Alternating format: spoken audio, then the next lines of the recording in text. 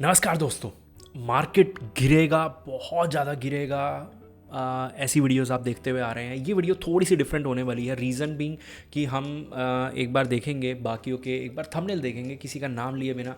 ठीक है, तो एक बार फटाफट से शुरू करते हैं और फिर बाकी बातें करते हैं।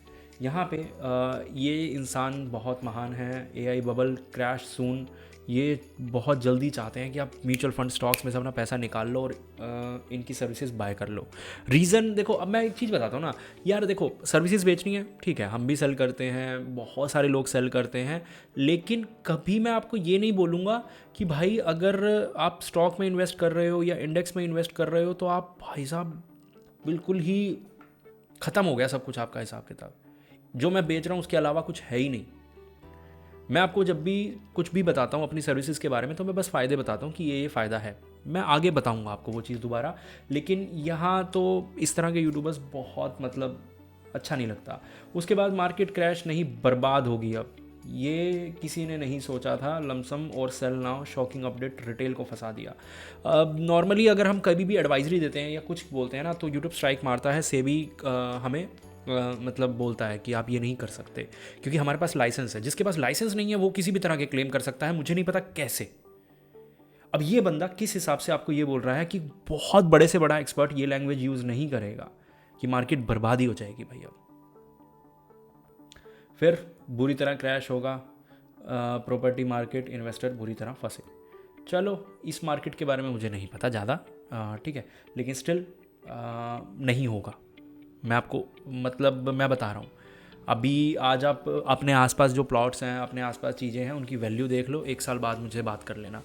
आने वाला है निफ्टी क्रैश। एनालिस्ट ने देखो यहाँ पे ये अलग है, ये नीचे वाली फ़ोटो अलग है, ये ऊपर वाला अलग है।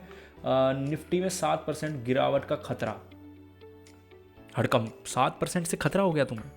2020 में जो ड्रॉप आया था वो ड्रॉप इन्होंने यहाँ पे दिखाया है। तो अब यहाँ पे एक चीज़ समझने की है, ठीक है।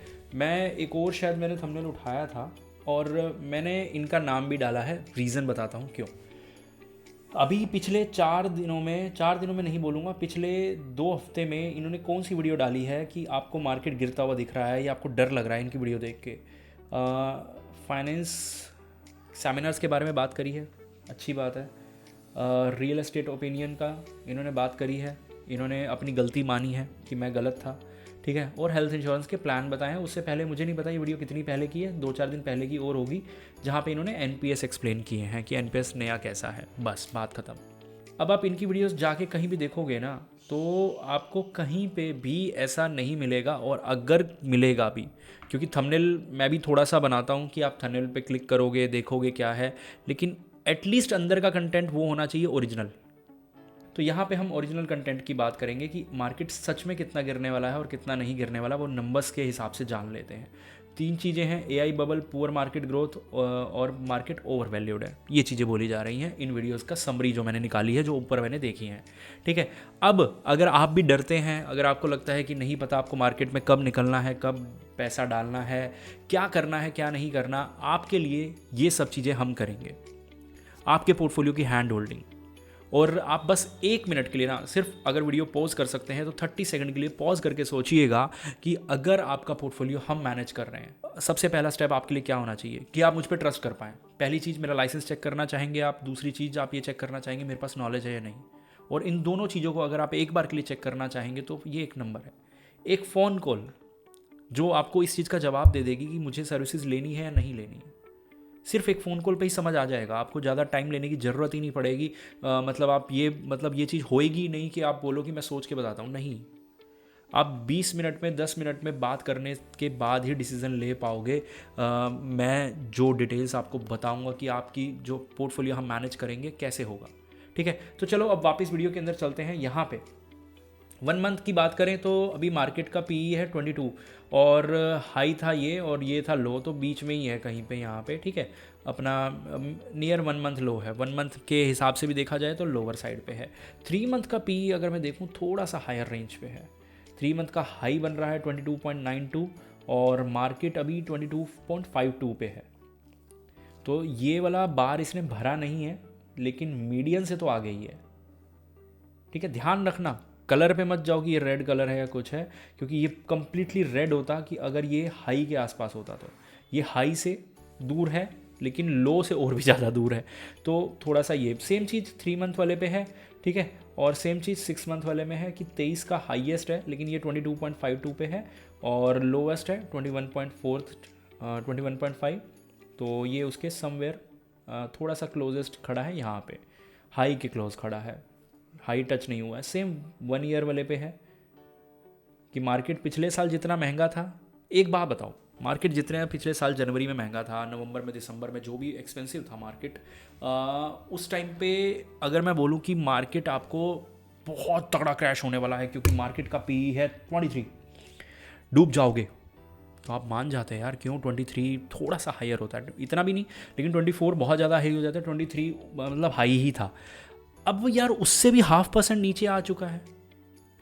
तो जब यहाँ से अगर मैं बोलूँ कि हम 23 से 22.52 पे आए हैं और मार्केट में गिरावट छोड़ो 7% का हमें प्रॉफिट हुआ है, सिर्फ 7% का, एफडी जितना रिटर्न मिला है, नेगेटिव नहीं मिला।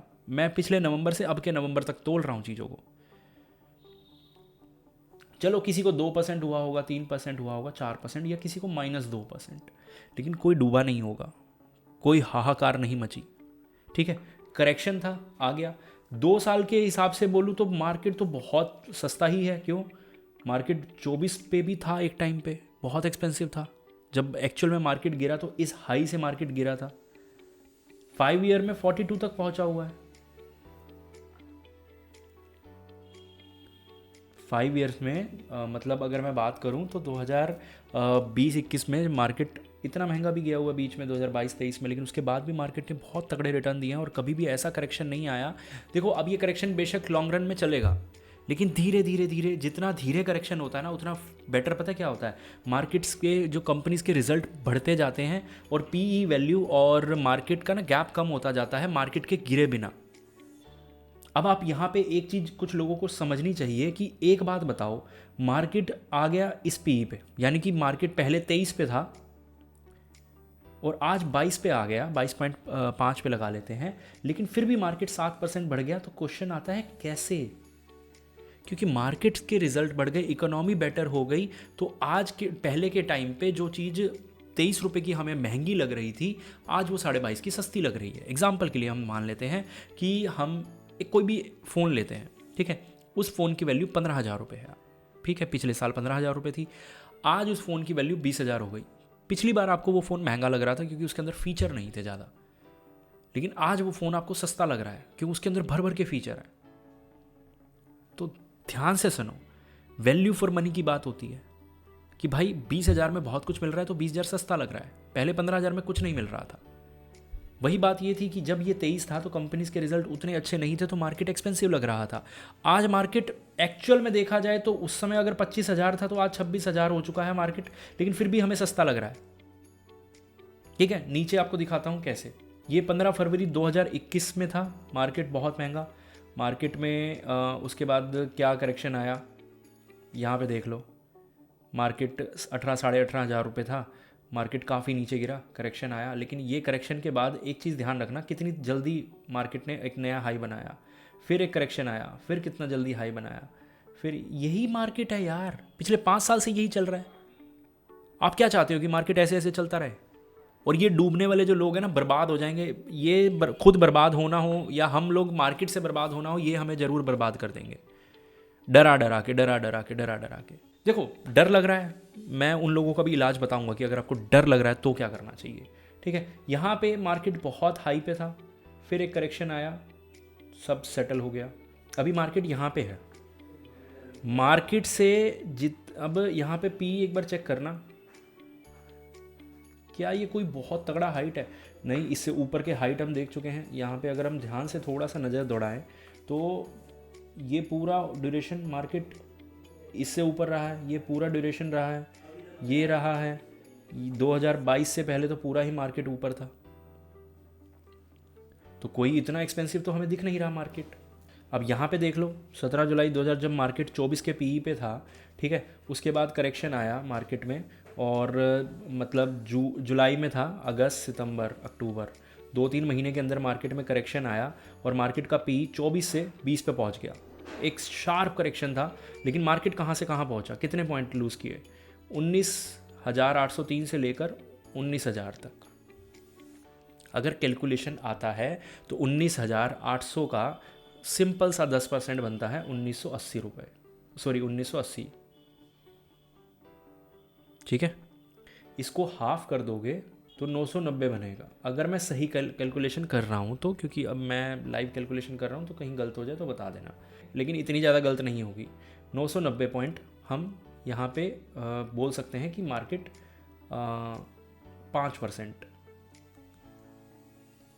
ठीक है, मार्केट 5% था और ये गिरा, तो मार्केट 5% भी पूरा नहीं गिरा। क्यों? 990 थोड़ी गिरा था, एक्चुअल में तो गिरावट कितने की आई है, 803 और नीचे 77 है, तो 700 समथिंग की आई है गिरावट, और उसमें हमारा पी सेट हो गया। और ये देख लो, फिर उसके बाद ये बॉटम कब बना, ये अब बना इतने टाइम बाद। एक ये हाई हमें यहाँ भी दिख रहा है, जब हमारा पी फिर वापस 24 के आसपास पहुँच गया था, मार्केट 25,400 पे था। फिर से देखते हैं कितना बड़ा ड्रॉप आया, कि जब पी 24 पे पहुँचा है, फिर देखो पी नीचे आ गया और यहाँ गिरावट थोड़ी सी ज़्यादा है, 22,456 और 25,400, कितने की गिरावट आई, लगभग 10% से ज़्यादा की गिरावट, 10-12% की गिरावट। भाई ये 5, 7, 6, 8% करेक्शन होते हैं। 10% से ऊपर मैं बोल सकता हूँ कि अच्छा वाला करेक्शन आया है, वो भी तब जब मार्केट को वापस 20 का पी सेट करना है। और अगर स्लो होगा तो 20 का पी सेट हो जाएगा विदाउट, मतलब कि मार्केट इतना ज़्यादा नीचे गिरे। और अगर मार्केट के आप 8-10% के फॉल को बर्बाद होना बोलते हो तो भाई उसका हम कुछ कह नहीं सकते। यहाँ पे ध्यान से देखना, high P low dividend yield, market में ग्रोथ हो सकती है, और हाई डिविडेंड यील्ड जब पहुँच जाती है और पी लो पी होता है कि मार्केट का ग्रोथ है, जो मतलब मार्केट में लो पी है, मतलब मार्केट सस्ता है लेकिन ग्रोथ भी, और वहाँ पे ग्रोथ भी स्लो होगी जहाँ पे डिविडेंड हाई है। अब ये डिविडेंड देखो कितना हाई हो जाता है, लेने वाला नहीं होता ये डिविडेंड 1.35 से ऊपर। अभी डिविडेंड यील्ड देख लो किस रेंज में है, नीचे वाली रेंज में है। जब डिविडेंड नीचे वाली में है 1.30, उतना भी नीचे नहीं है उतना भी ऊपर नहीं है, तो इस हिसाब से आपको समझना चाहिए, ठीक है, कि मार्केट में गिरावट अगर आने भी वाली है तो 5%, 7%, 10%, कितना भी फैंसी स्टडीज़ कर लो, कितनी भी फैंसी एनालिसिस कर लो, कुछ भी कर लो, किसी को नहीं पता। क्यों? क्योंकि जो ये रिपोर्ट्स दिखा रहे हैं ये सालों साल से सेम चीज़ होती आ रही है। 10 एक्सपर्ट आएंगे आपके सामने और बोलेंगे इस साल मार्केट गिरेगी, बहुत तगड़ी गिरेगी, रिसेशन आएगा, और आप, मजाक नहीं कर रहा मैं, आप ना क्या करो, यूट्यूब पे वीडियो सर्च करो मार्केट क्रैश, ठीक है, और ना ईयर वाइज आप उसको सर्च करना, आपको 2025, 24, 23, 22, 21, 20, 19, 18, 17, 16, पिछले 8-9 साल में हर साल इस तरह की वीडियोस भर भर के मिल जाएंगी कि मार्केट क्रैश आने वाला है, और कभी ना कभी तो आएगा ना, तो फिर ये लोग सच हो जाते हैं और फिर इन लोगों के फ़ैन बन जाते हैं। बस यही टेक्निक है। होपफुली आप समझ गए होंगे, पूरा डिटेल में मैंने समझाया जितना भी मैं आपको समझा सकता था, कि जो चार्ट है उतने खतरनाक तो लग नहीं रहे। बाकी हाँ, इकोनॉमी में कुछ प्रॉब्लम्स हैं जो ट्रम्प की वजह से दिक्कत है, ठीक है, जियोपॉलिटिकल सिचुएशन जो बनी हुई है वो मैं समझ सकता हूँ, और हमने उसकी वजह से बोला भी है। होपफुली आप समझ गए होंगे। मिलते हैं अगली वीडियो में।